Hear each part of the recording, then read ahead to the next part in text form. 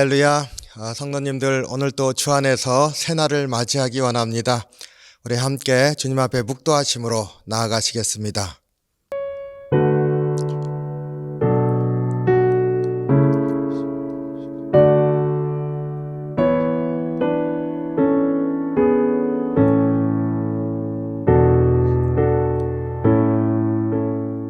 아멘.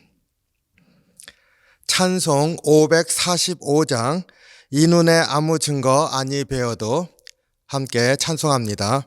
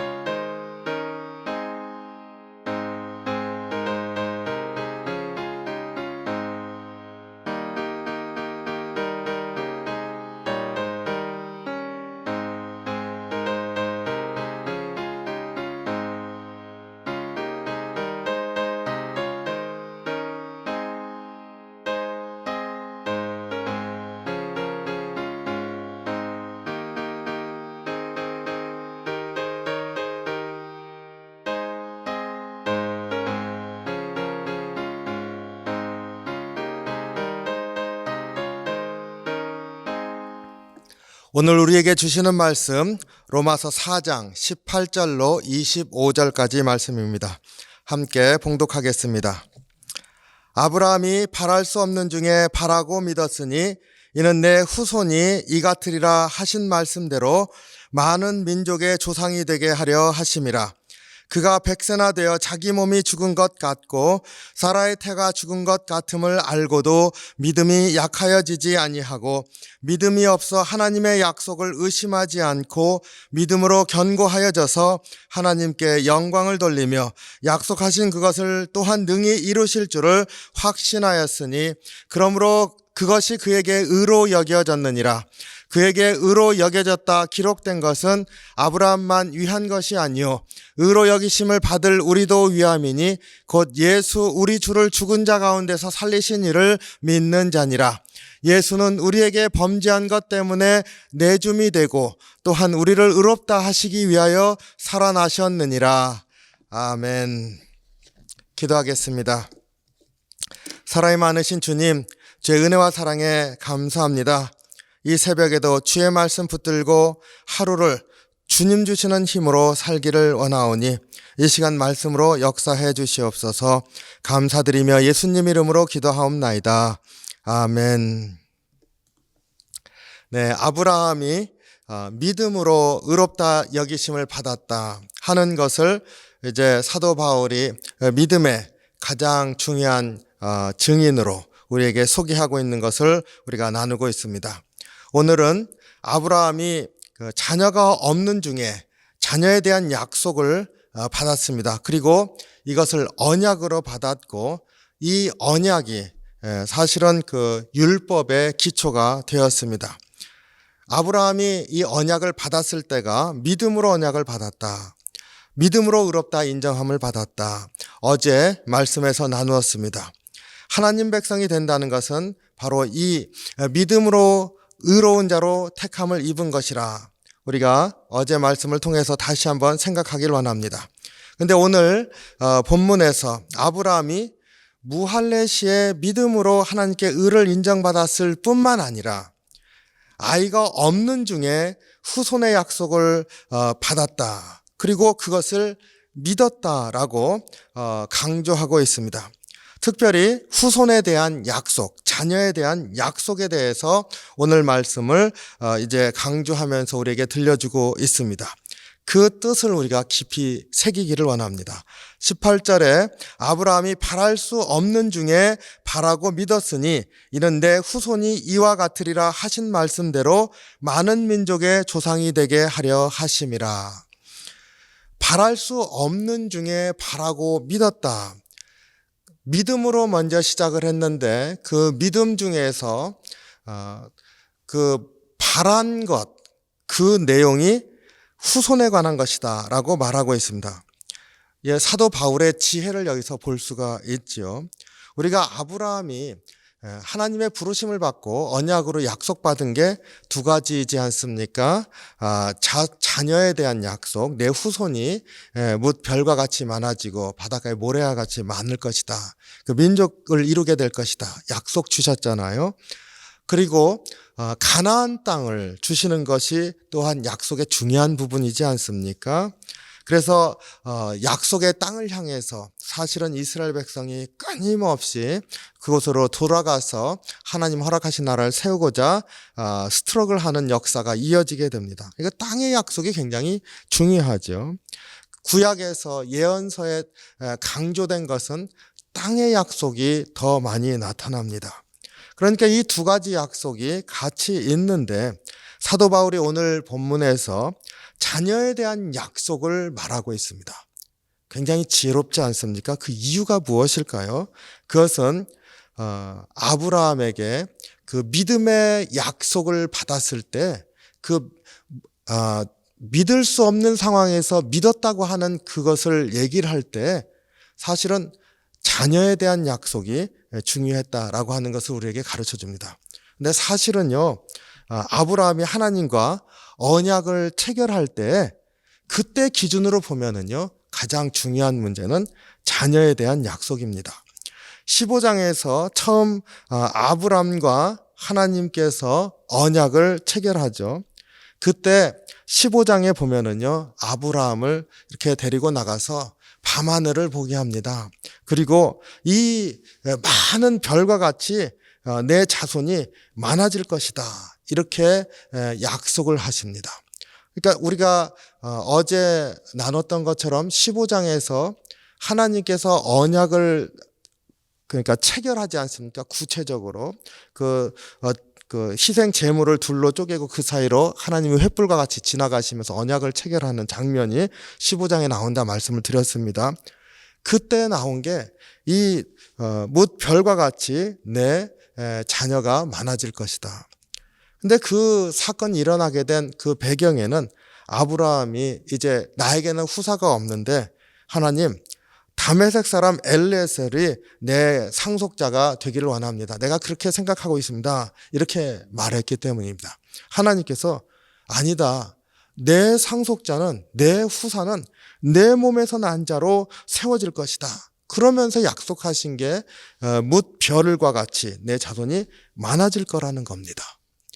그러니까 언약을 채운 그 장면에서 처음 문제가 된 그 중요한 하나님과 대화 가운데 가장 중요한 그 문제로 대두된 게 후사 문제였습니다. 그러니까 지금 율법도 바로 그 하나님의 그 언약 체결과 관련이 있지 않습니까?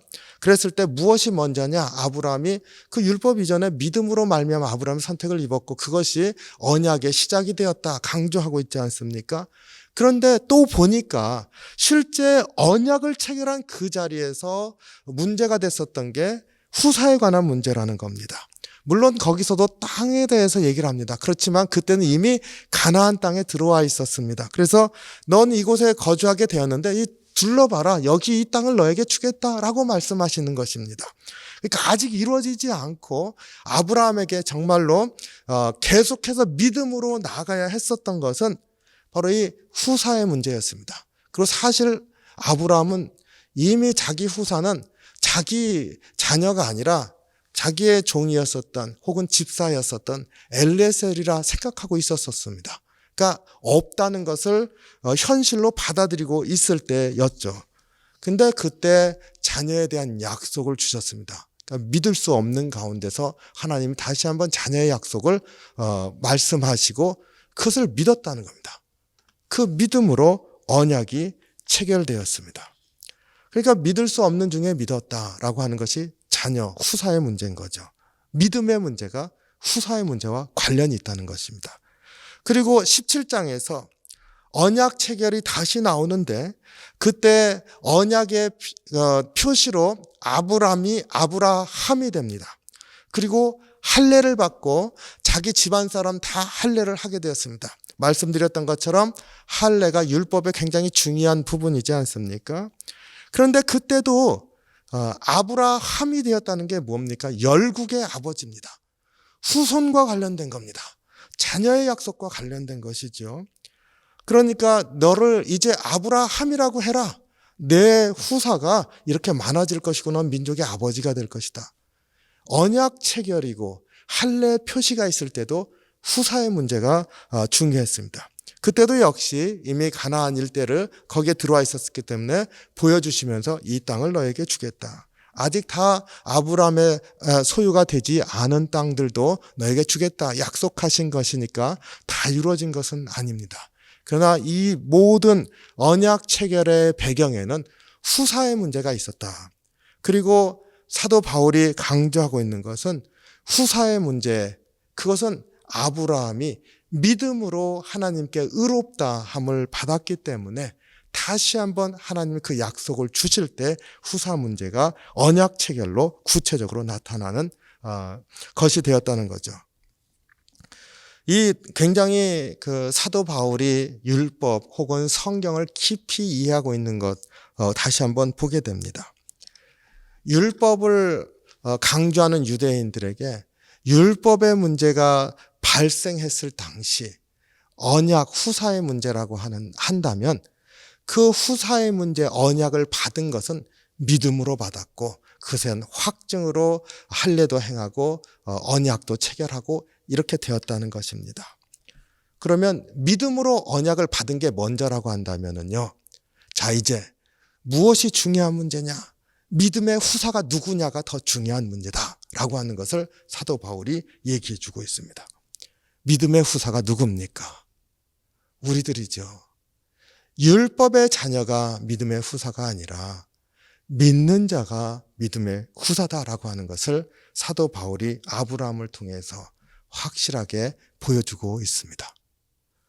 굉장히 그 깊이 있게 성경을 이해하면서 예수 그리스도가 왜 우리에게 있어서 중요한지를 다시 한번 일깨워주고 있습니다.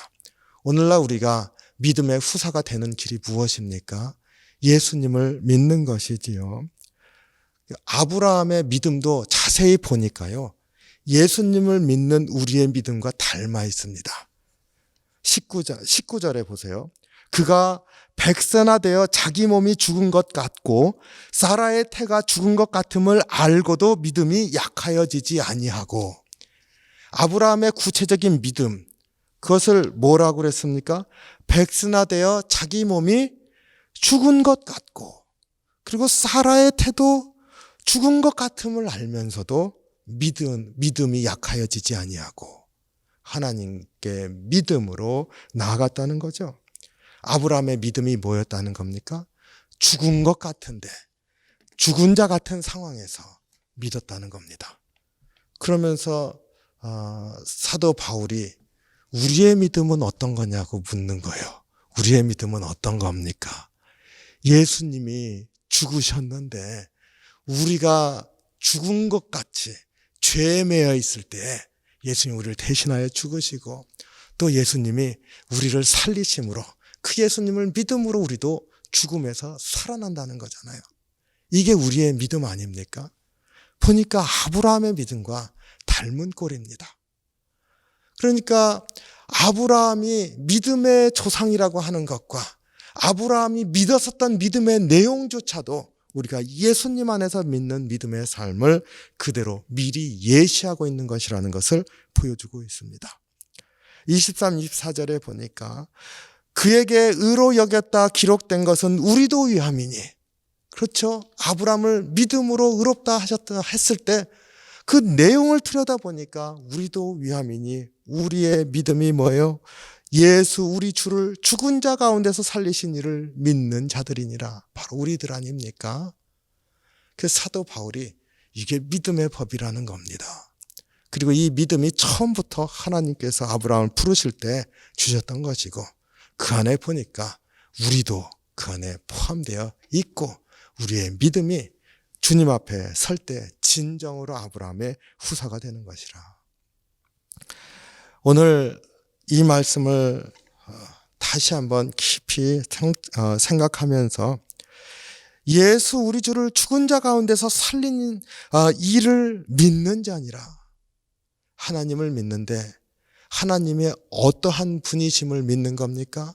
예수님을 우리에게 주시고, 예수님이 우리 죄를 위해서 대신 돌아가시고, 그리고 다시 살아나심으로 우리를 살게 하신 이를 믿는 것이라.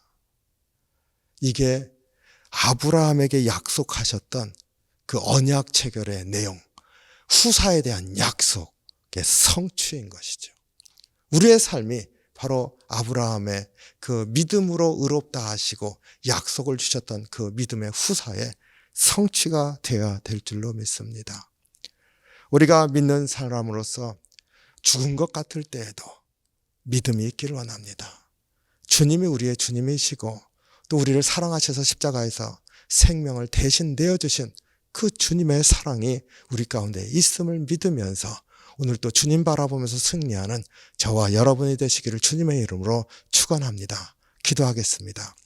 사랑이 많으신 주님, 참으로 아브라함을 믿음으로 의롭게 여기시고 그 믿음의 내용도 언약 체결의 순간에 바라보게 되었었던 그 믿음의 내용도 주님, 후사가 없을 때, 죽은 자 같을 때 살아날 것을 믿고 후사가 많아질 것을 믿었던 믿음이었음을 다시 한번 생각하면서 우리의 믿음도 우리 주 예수 그리스도를 믿는 믿음 안에서 죽은 자를 살리시는 주님의 그 놀라운 권능을 믿으며 주님의 그 사랑을 믿으며 다시 한번 주 안에서 믿음의 후사로 사는 저희들 될 수 있게 인도해 주시옵소서. 오늘 하루 사는데 부끄럽지 않게 하시고 믿음으로 승리할 것을 믿으며 사는 복된 하루 될 수 있도록 지켜주시옵소서. 연약하오니 함께 하실 줄 믿고 감사드리며 예수님 이름으로 기도하옵나이다. 아멘. 주기도만 하겠습니다. 하늘에 계신 우리 아버지여, 이름이 거룩히 여김을 받으시오며 나라의 마옵시며 뜻이 하늘에서 이룬 것 같이 땅에서도 이루어지이다. 오늘날 우리에게 일용할 양식을 주옵시고 우리가 우리에게 죄진 자를 사하여 준 것 같이 우리의 죄를 사하여 주옵시고 우리를 시험에 들게 하지 마옵시고 다만 악에서 구하옵소서. 대개 나라와 권세와 영광이 아버지께 영원히 있사옵나이다. 아멘.